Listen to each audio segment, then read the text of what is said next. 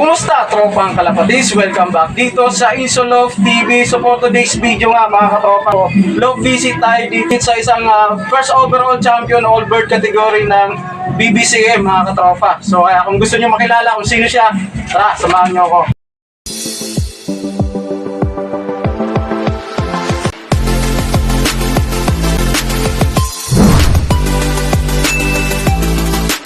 Cabrera Loop, sabi ng Allbird BBCM. So gano'n ka nakatagal sa pagkakalapate, mas?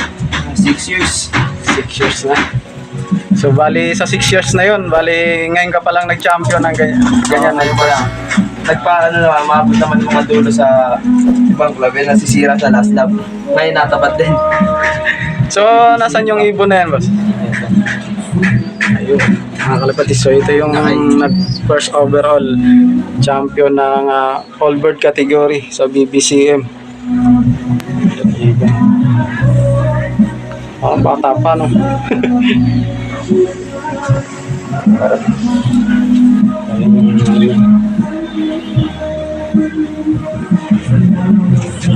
Isang karaniwa lang, stop nyo.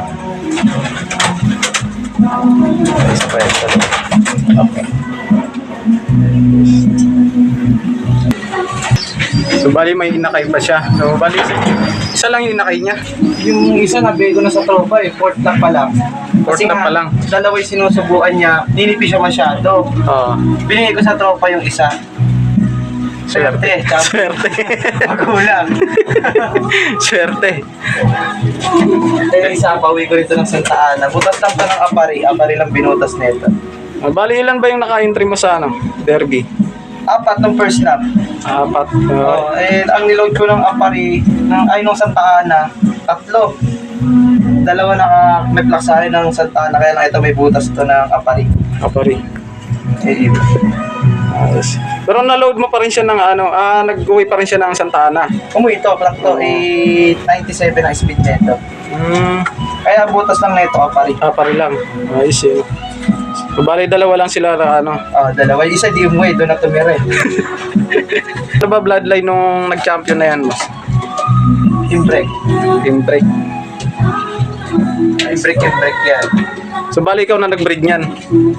Yung tropa din. Yung mga conditioning na ginamit mo sa ibon mo na yun, Simple lang. Yung siyempre sa pato ko, number 1 yung Kalapatids flyer. Saka El Granada probiotic. Yun rin ginagamit ko Eurolibo. Bibigay din ako ng Eurolibo. Saka mga Victory Products, Calci Plus, saka Champion Feeds. Yun lang. Pigeon Power, yan. Number 1 din yung Pigeon Power pala. Nakalimutan ko pa. Pigeon Power, yan. Malakas sa akin ang Pigeon Power. Sir William. So nakita ko sa boss mo, marami ka na namang stock nun Oo, pinadala lang ni Sir William. Shout out Sir William. Shout out Team Issue, Team Santa Maria. Yung idol ko, si Ramilo Jose, tsaka si Philip Cesar. Yun yung idol ko. Dalawa na yan. Ano pa mga ibang bloodline mo na ginagamit dito? Yung pinaka-baseline mo talaga, yun na yung Yung madalas sa akin, katulad nung BF, nung nag-second ako ng color. Yun, SBR yun, tsaka Florison. Tsaka Lunar. Ito, kapatid sila nun, sa nanay, sa SBR. Yung second na of color, fourth overall ng Padres. Andun yung magulang sa baba. So talagang mga winner, talagang mga ibon na. So may alin yung kapares dyan ng good champion? Yun. Okay. Wala pa bang itlog yan? Wala pa eh. So, hindi mo na siya pinaparonda muna? Hindi na. Baka madali pa. Let's make to ng second overall ni Philip sa Padres, tapos 7 overall ng Summer Hopkins Thomas yan. Naman to, inbreed na to sa Wang. Original na Wang. Binalik ko sa nanay yung inakay. Florison yan. Florison na yan. Ayos Ang ganda. Ito, Banjil. Banjil yan. Tsaka ito sa Bonakid, Koke. Ito, banjil din to. Paris na lupit. Lupit sa babae.